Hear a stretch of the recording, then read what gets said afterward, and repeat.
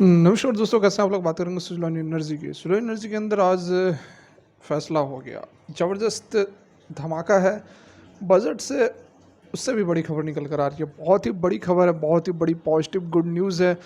आने वाले समय में बहुत ही ज़बरदस्त टारगेट्स आपको देखने को मिल सकते हैं सुजलॉन एनर्जी के अंदर। क्या कुछ खबर है, क्या कुछ टारगेट है, सारा जानेंगे इस वीडियो में। रिक्वेस्ट एक ही रहेगी, वीडियो अच्छी लगे लाइक करके मोटिवेट करें, नहीं अच्छी लगे डिसलाइक करें। चैनल को सब्सक्राइब कर ले, दोनों ही स्रोतों में, क्योंकि ज़बरदस्त जेन्युइन कंटेंट हम सबसे पहले लाने की कोशिश करते हैं। तो आज यदि हम सुजलॉन एनर्जी की बात करें तो आज जो है हमें ठीक ठाक एक तेज़ी देखने को मिली है। 3% के आसपास की तेज़ी रही है। हालांकि तेज़ी तो कुछ और थी। लगभग यहाँ पर आप हाई देख सकते हैं। आज का जो हाई लगाया था 45 रुपये 40 पैसे का हाई लगाया था, लेकिन थोड़ी सी यहाँ पर प्रॉफिट बुकिंग हुई और 44 रुपये 70 पैसे पर क्लोजिंग हुई है। लेकिन उसके बावजूद भी आज जो है एक अच्छी चीज़ यह रही कि काफ़ी दिनों के एक कंसोलिडेशन के बाद जो प्राइस जिसने आज क्लोज दिया है वो पिछले रेसिस्टेंस के ऊपर क्लोज दिया है। ये आप यहाँ पर देख सकते हैं। ये देखिए, जो हमारा पिछला हाई था लगभग इससे ऊपर यहाँ पर क्लोजिंग दी है। ठीक है, ये आप देख सकते हैं कि यहाँ पर इससे ऊपर क्लोजिंग दी है। मतलब एक ब्रेकआउट यहाँ पर हमें नज़र आ रहा है, लेकिन क्लियर कट यहाँ पर ब्रेकआउट नहीं है, जो कि हमें अभी नेक्स्ट वीक मंडे से जो ट्रेडिंग होगी उस समय देखने को मिल जाएगी। यहाँ से जो है ब्रेकआउट, एक क्लियर ब्रेकआउट होता हुआ नज़र आएगा। हालांकि आज यदि क्लोजिंग होती, जहाँ पर हाई लगाया है लगभग यहाँ पर, यदि अपर सर्किट लग जाती तो फिर यहाँ पर एक अच्छी खासी एक ब्रेकआउट हमें देखने को मिलती। फिलहाल थोड़ा सा यहाँ पर ऊपर क्लोज हुआ है इस क्लोजिंग से। ठीक है, इसके हाई से ऊपर क्लोज हुआ है, जो कि एक अच्छी बात है कि जो पिछले 2-3 दिनों से लगातार इसी रेंज में 44 रुपये के आसपास स्टॉक फंस रहा था, आज जो है उसको तोड़ के ऊपर की ओर 44 रुपये 70 पैसे पर इसने क्लोज दिया है। तो डेफिनेटली अब ऊपर की ओर यहाँ पर जो है रास्ता खुलता हुआ नज़र आ रहा है। और जो टारगेट्स, जैसा कि आपको बताया गया था कि 50 रुपये 55 रुपये तक का जो टारगेट है सुजलॉन एनर्जी के अंदर आपको आसानी से देखने को मिल सकता है। आज जो है बहुत ही अच्छी यहाँ पर हमें मार्केट ओपन होते ही यहाँ पर देखें तो मार्केट ओपन होते ही यहाँ पर थोड़ी देर यहाँ पर कंसोलिडेट किया, लेकिन उसके बाद बहुत ज़्यादा समय नहीं लगा।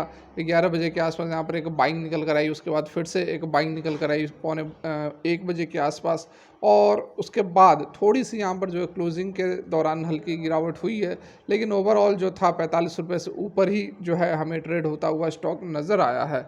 यहाँ पर बहुत ही अच्छी एक अपडेट भी निकल कर आ रही है। बजट से बहुत ही बड़े जो है प्लान्स आने वाले हैं। जो बजट अभी 2024 का आएगा उससे इन सेक्टर को बहुत ज़्यादा बेनिफिट मिलने वाले हैं, और बहुत ही जल्द आपको ये जो स्टॉक्स हैं वो और भी यहाँ से मल्टीपल टाइम्स बढ़ते हुए नज़र आएंगे।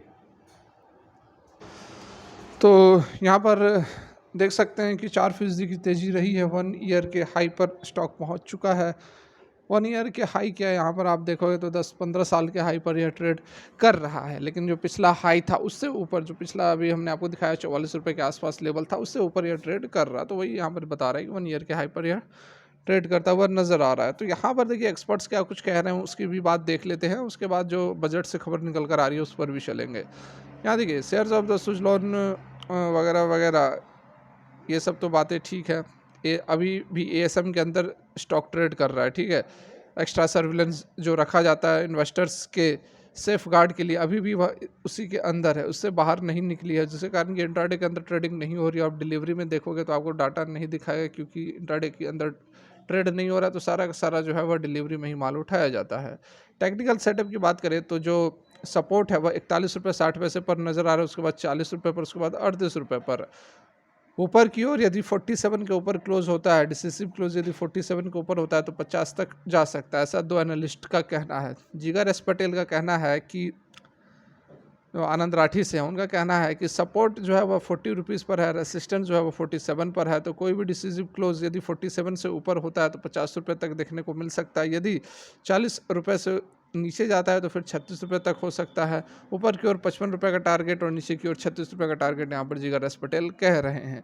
या रामचंद्रन जो कि टिप्स टू ट्रेड से, उनका यहाँ पर कहना है कि जो स्टॉक है वह बियरिश है। यहाँ पर यह भी देख लें कि एक से एनालिस्ट का कहना है कि stock price is bearish with next resistance at 47.8। Investors को प्रॉफिट बुक कर लेने चाहिए इस करंट लेवल पर। ऐसे daily close below support of ₹41.6 could lead to 37 in the near term.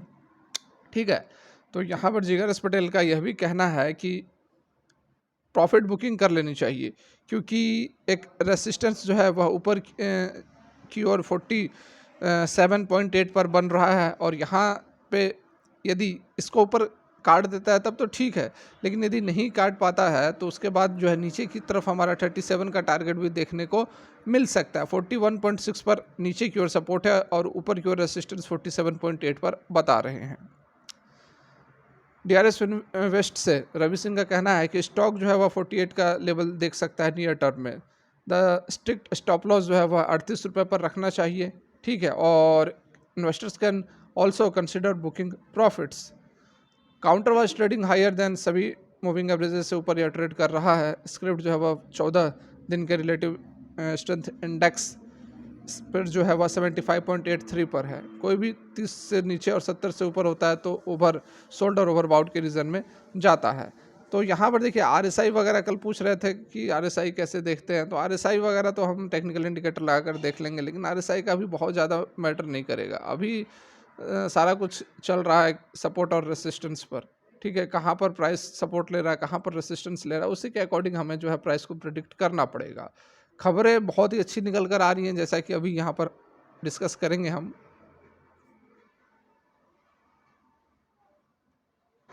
तो यहाँ पर ये आप देख सकते हैं बड़ी खबर निकल कर आ रही है, और अभी अभी की लेटेस्ट अपडेट है, समय भी देख सकते हैं आप 12 जनवरी 2024 को अभी 4 मिनट पहले यह खबर निकल कर आ रही है, जिसमें बताया गया है कि बजट 2024 में green energy sector pitches for GST cut, ठीक है, जीएसटी कट देखने को मिलेगा ग्रीन एनर्जी सेक्टर में। और एफडीआई जो नॉर्म्स है, फॉरेन डायरेक्ट इन्वेस्टमेंट होते हैं, उसमें भी ईजियर मतलब कि उसके कंडीशंस को, उसके जो टर्म्स कंडीशंस होते हैं उसको भी और आसान किया जाएगा।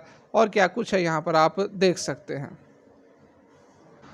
तो यहाँ देखिए स्टेक होल्डर जो है वो कॉल कर रहे हैं, वो डिमांड कर रहे हैं हायर कैपिटल एक्सपेंडिचर की इन रिन्यूएबल एनर्जी, ठीक है।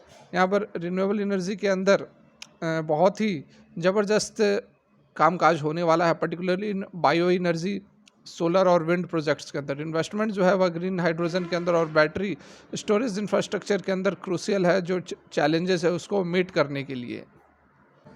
यहाँ पर जो सोलर पैनल्स है उसके लिए भी खबर निकल कर आ रही है, क्योंकि अभी जो इम्पोर्ट्स है वह सोलर पैनल का बहुत ही ज़्यादा डिपेंडेंट है इम्पोर्ट्स के ऊपर, ठीक है, जिसके कारण कि बजट में क्या होना चाहिए, तो incorporate major promote indigenous development, ठीक है, इंडिजियस डेवलपमेंट के लिए जो है प्रमोशन मिलना चाहिए, facilitate technology transfer initiative, localised manufacturing, जो भी है लोकलाइज्ड मैन्युफैक्चरिंग को प्रोत्साहन मिलना चाहिए, initiative to conserve foreign exchange, more proactive measure and fiscal initiative should be provided and efficiently implemented to make the India BESS manufactured and R&D hub, ठीक है, कहना है वैभव रोंगटा जो कि चीफ बिजनेस ऑफिसर हैं पावर इंफ्रा के। उसके साथ में जीएसटी कट्स भी होना चाहिए, जो टैक्सेस हैं उसके अंदर भी कमी होना चाहिए। यहाँ पर GST cut for electrolyser manufacturing from 80% to 5% encourages domestic production and fuels growth in the hydrogen sector, ठीक है। तो ये सारी जो हैं ज़बरदस्त अपडेट यहाँ पर निकल कर आ रही हैं। उसके साथ में जो फॉरेन इन्वेस्टमेंट है उसको भी सरकार जो है बढ़ावा देगी। We anticipate the government's clear direction allowing green FDI in Indian decarbonisation efforts through the international carbon market instrument such as article 6.2।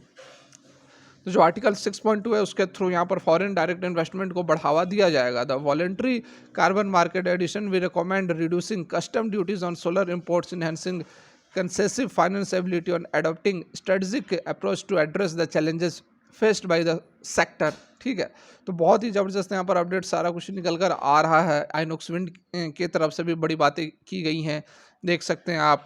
For expanding investment in the nascent sector where most of the large Indian public and private sector energy players have shown interest, a dedicated nodal agency akin to SCCI or a subsidiary under SCCI can set up with initial capital from the GOL। देखिए यहाँ पर नेस्केट sector के अंदर investment की बात की जा रही है, मतलब कि जो सेक्टर नए हैं जो अभी अभी जिसमें इन्वेस्टमेंट हो रहे हैं उसकी बात की जा रही है, जैसे कि विंड एनर्जी हो गई, सोलर एनर्जी हो गई। तो उसके अंदर एक एजेंसी होनी चाहिए जो कि गाइड करेगा, डेडिकेटेड नोडल एजेंसी होना चाहिए, ठीक है, उसी की यहाँ पर बात की जा रही है। आइनॉक्स विंड के जो डायरेक्टर वो सारी बातें यहाँ पर बता रहे हैं। इंडिया जो है एक अट्रैक्टिव मार्केट है फॉरेन इन्वेस्टर्स के लिए wishing to invest in our projects. तो बहुत ही ज़बरदस्त यहाँ पर अपडेट है, डेफिनेटली अच्छा खासा हमें मूवमेंट देखने को मिलेगा आने वाले समय में। बिल्कुल आप बने रहे, लॉन्ग टर्म के लिए स्लो एनर्जी आपको मल्टीपल रिटर्न दे सकता है। फिलहाल के लिए वीडियो यहीं तक। Thanks for watching, have a great day.